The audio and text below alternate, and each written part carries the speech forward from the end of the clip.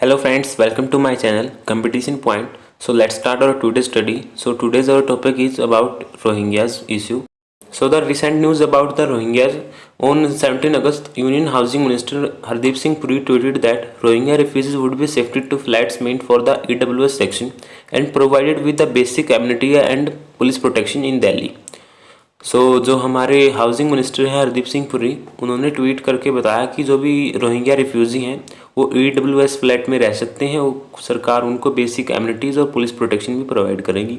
Also the minister said that India respect and follow the UN Refugee Convention 1951 and provide refugees to all regardless of their race, religion or creed. The Ministry of Home Affairs under Amit Shah issued a clarification saying that no such direction had going to provide EWS flat to Rohingya illegal foreigners. So according to Minister said that India follow UN Refugee Convention in 1951 that will provide protection and amenities to the Rohingyas. Here we have the next question. Where do the Rohingya lives in Delhi? So the Rohingya lives in a hutment in densely populated area of the Kalaniganj and the Madanpur Khadar areas in the Delhi, which are contiguous with the UP. Obviously, about 1200 Rohingya have been identified as among the first batch to have arrived in Delhi 2012. After they protested outside the UNHCR, they were provided with refugees cards. So next question we have, what happened in the June last year? So on June 13, 2021, a fire ravaged on one of the Rohingya camp and Kanchanganj near Kalaniganj metro station in South Delhi. The land belonged to the irrigation department of UP government. A day before the fire broke out in the hutment, the Rohingya had been served notice by the UP irrigation department to vacate their premises.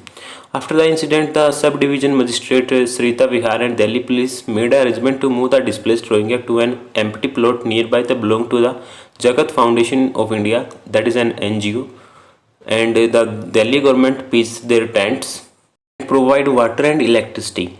A mobile toilet has also set up. As the Delhi government was incurring expenditure of 7 lakh per month, it was decided at a meeting held by the Delhi Chief Secretary on July 29 this year to shift all Rohingyas family to EWS flat, which were be designated to as a detention center and would be under constant police watch. Residents at the camp said that currently the police to do a daily roll call about. They are free to move anywhere. The police post has been set up in near their camp.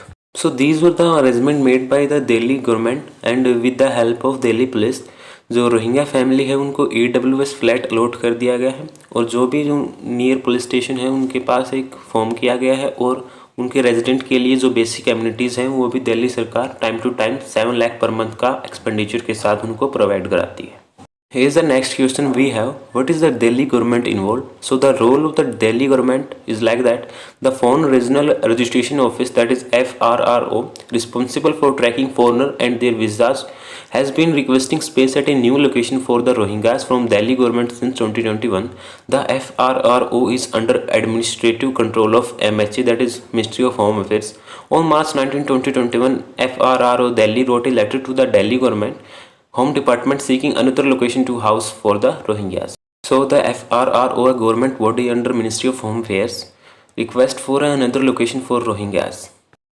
So on June 23, the same year, that the FRRO is constrained to restrict the movement of illegal foreigners and immigrants due to acute paucity of space, the department requested to NDMSC chairman to allot Bharatgarh along with EWS flats Bakrawala village to accommodate the foreign inmates with the basic minimum housing facilities.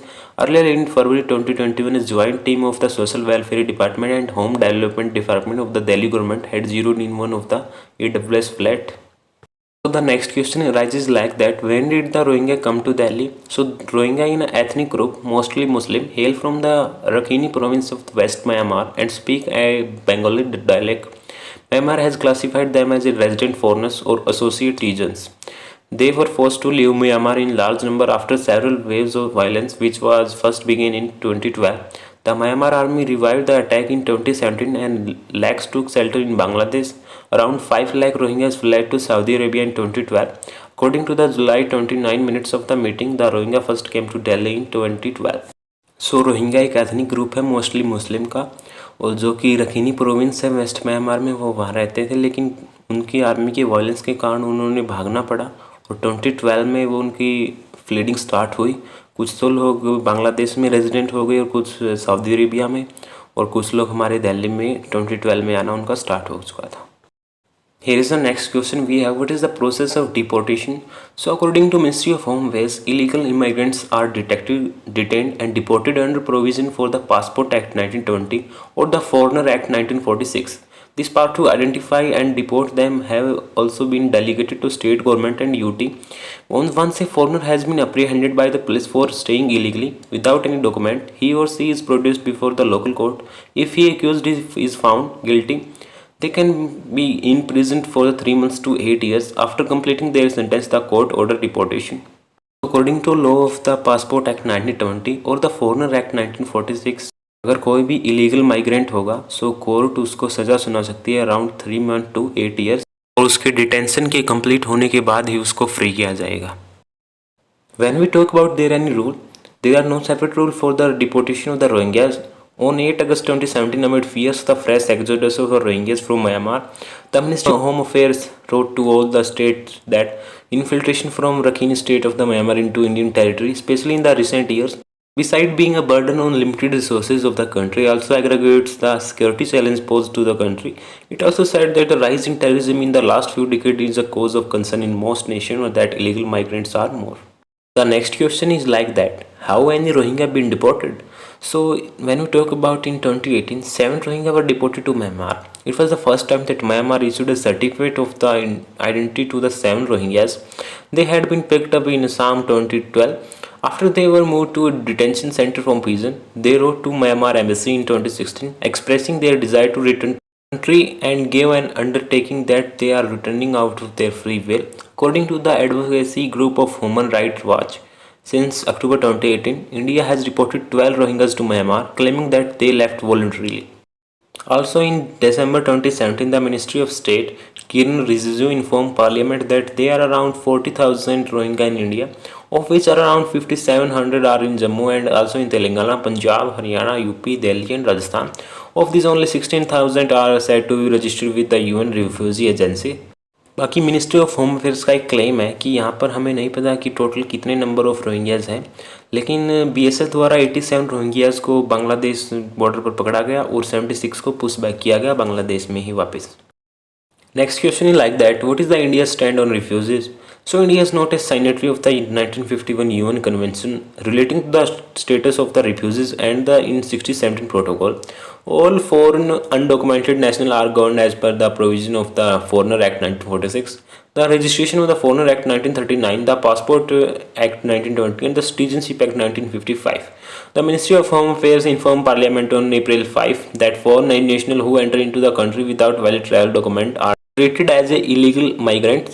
In 2016, Mr. Rijiju told the Lok Sabha that there is no national law on refugees at present. Only standard operational procedures are issued by the Ministry of Home Affairs to deal with the foreign nationals. So we can say that there is no national law on the refugees at present. Also, in some instances, such as in case of Pakistani Hindus who live in camps in Delhi, Rajasthan, Gujarat, Chhattisgarh, Punjab and Tibetans and Tamil from Sri Lanka, relief assistance is provided by the center. That included monthly cash dole, subsidies ration, clothing material, utensils, cremation and sraad, grants for the infrastructure faculties in the camps. As on December 31, 2014, the number of stateless persons in India was 2,89,394, which included over 10,000 Bangladeshi and 10,000 Sri Lankans.